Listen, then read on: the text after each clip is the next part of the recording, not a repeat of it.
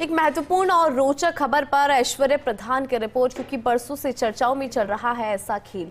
क्या अब राज्य सरकार के स्तर पर होगी ये बड़ी जांच? सुरवाल थाने का प्रकरण पहुंचा सरकार के उच्च स्तर तक और उसी के साथ खड़े हो गए कई बड़े सवाल।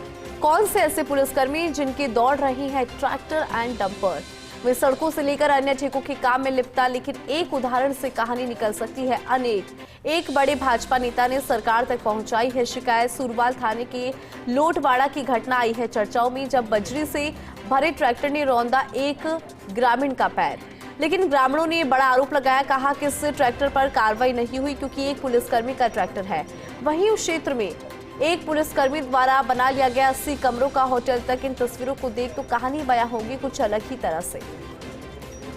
चलिए इस खबर पर ज्यादा जानकारी लेंगे। एसोसिएट एडिटर ऐश्वर्य प्रधान हमारे साथ जुड़ गए हैं। ऐश्वर्य, देखिए आप ही की खबर बता रहे थे कि किस तरह से यहाँ पर अब सवाल उठने लगे हैं, लेकिन आप इसे जरा अच्छे से एक्सप्लेन करें आसान शब्दों में। देखिए, ये भाजपा के एक प्रमुख नेता के पास ये लोग आए थे न्याय मांगने के लिए।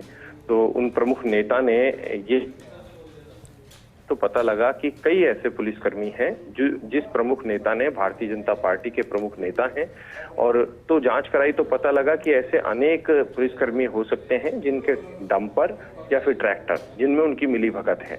तो मेरे पास जो जानकारी आई है, उन्होंने उच्च स्तर पर शिकायत भेज दी है कि ऐसे पुलिसकर्मियों की जांच करवाई जाए कि कौन है जो इन बजरी माफियाओं से मिला हुआ है, या जिनके ट्रैक्टर चल रहे हैं उनके साथ कोई पार्टनरशिप है, या फिर किसी पारिवारिक सदस्य के नाम से कोई डंपर या ट्रैक्टर चलाया जा रहा है और उसी क्षेत्र में कार्यरत है। उन्होंने तो यहाँ तक एक बड़ी बात बताई हमें कि स्थिति हालांकि इस भाजपा सरकार की नहीं, पहले से ही है, क्योंकि 80 कमरों का जब होटल बनता है तो 2 साल में तैयार नहीं होता, उसको 5 साल 6 साल भी लग जाते हैं।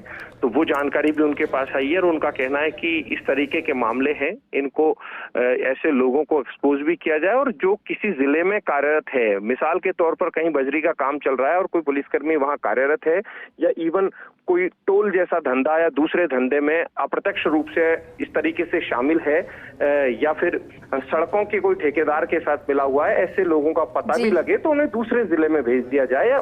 यदि उनके ऊपर इस तरीके की बात साबित होती है तो उसके खिलाफ एक्शन लिया जाए। इस तरीके की शिकायत उन्होंने सरकार में या उच्च स्तर पर भेज दी है। मुझे लगता है कि सरकार अब आगामी दिनों में इस तरह के मामलों पर कड़ा एक्शन लेगी, और जो भाजपा के प्रमुख नेता हैं, दिग्गज नेता हैं, ये ऐसी लिस्ट जो है जल्द ही सीएमओ तक या मुख्यमंत्री तक पहुंचा सकते हैं। अपने स्तर पर उन्होंने इस तरीके की जानकारी जुटा ली है। बिल्कुल ठीक है ऐश्वर्य, बहुत शुक्रिया इस खबर पर जानकारी और अपडेट के लिए।